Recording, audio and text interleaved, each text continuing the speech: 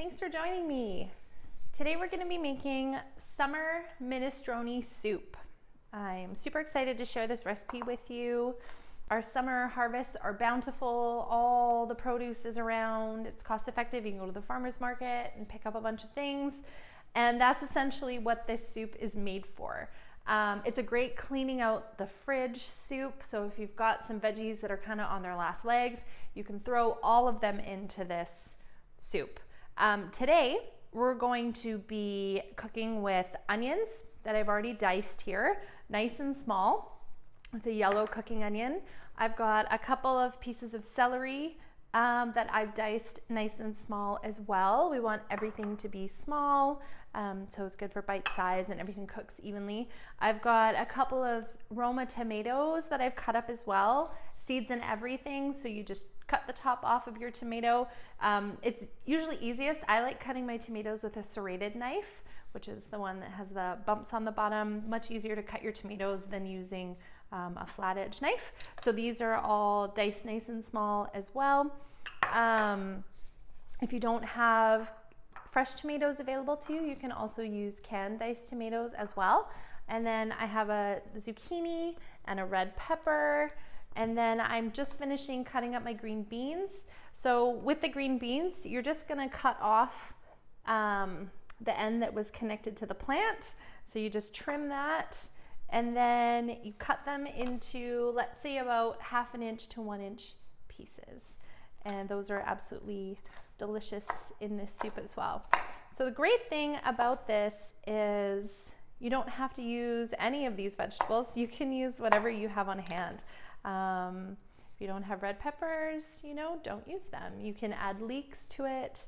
You can sub out green beans if green beans aren't in season. So this soup is also very seasonal. It's very, very popular in Italy. Obviously, it's an Italian soup. Italy has one of the world's blue zones in it, which means that the majority of the people who live there in this little area of Italy live past 100 years. And when I was studying the blue zones, I learned that the majority of the time they eat minestrone soup, some form of minestrone soup with produce that they've kind of grown on their own yard. They use whatever they have available. The protein choice that they use is beans in this case. Beans are nice and healthy for you. They're cholesterol free. We're going to be using navy beans. Navy beans are a small white bean. I love the flavor of them. They're super mild. They're really soft and creamy. They're just lovely in this recipe. But again, with beans, you can use kidney beans. You could use red or white kidney beans. Great northern beans. Any kind of white bean will work in this recipe. Or again, red kidney beans if you have them. So super versatile. And then we're just gonna add a little bit of pasta to it for some greens. I'm gonna be using a gluten-free quinoa pasta, and you can use basically whatever pasta you have on hand. And I'm just gonna pop those in with my tomatoes because they're gonna go in at the same time. So this soup does require quite a bit of prep because you're cutting all your fresh vegetables.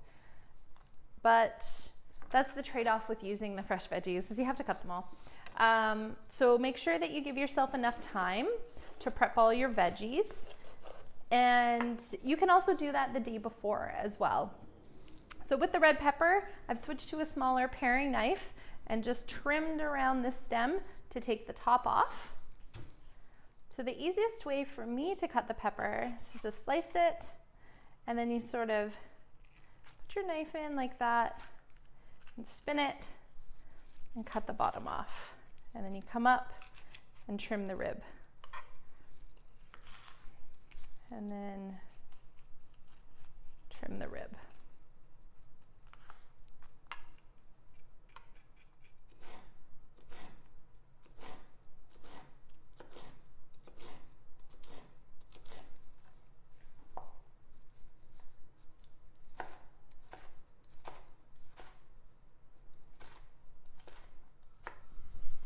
I'm heating up some olive oil over medium heat in my soup pan.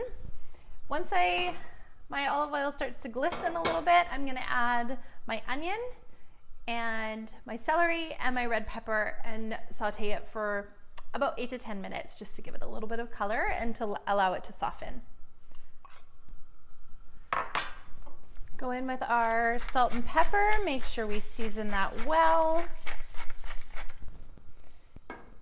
And when this veg is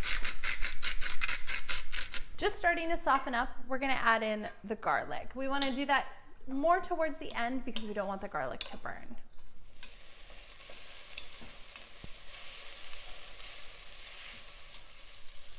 I've turned my heat down to a medium-low, and I've been sauteing these veggies for about 6 minutes, stirring them fairly constantly so that they don't burn.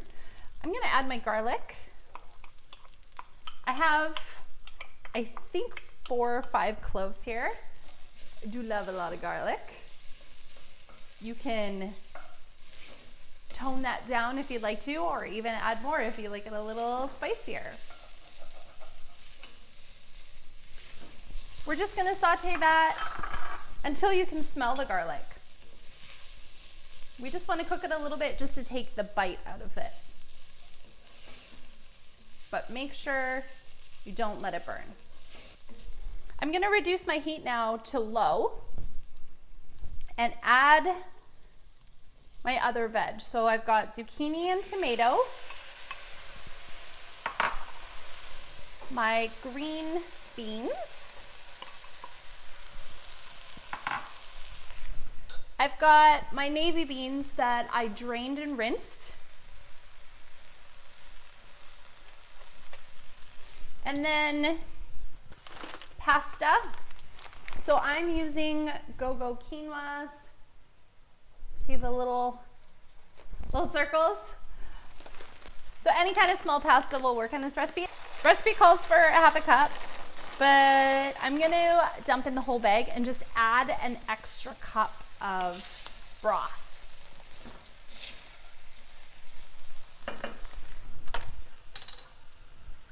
So my broth I've mixed with water.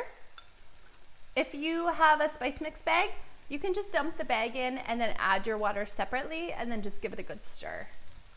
I mixed it with water a bit first just to help combine it.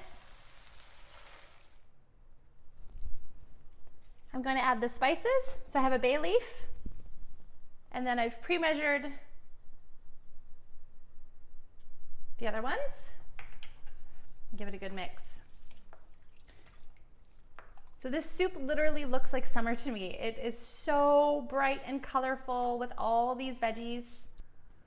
I'm gonna increase the heat to medium to bring it up to a simmer. Once I have it up at that simmer, I can reduce the heat to a low medium and just keep an eye on it while the vegetables and the pasta cook.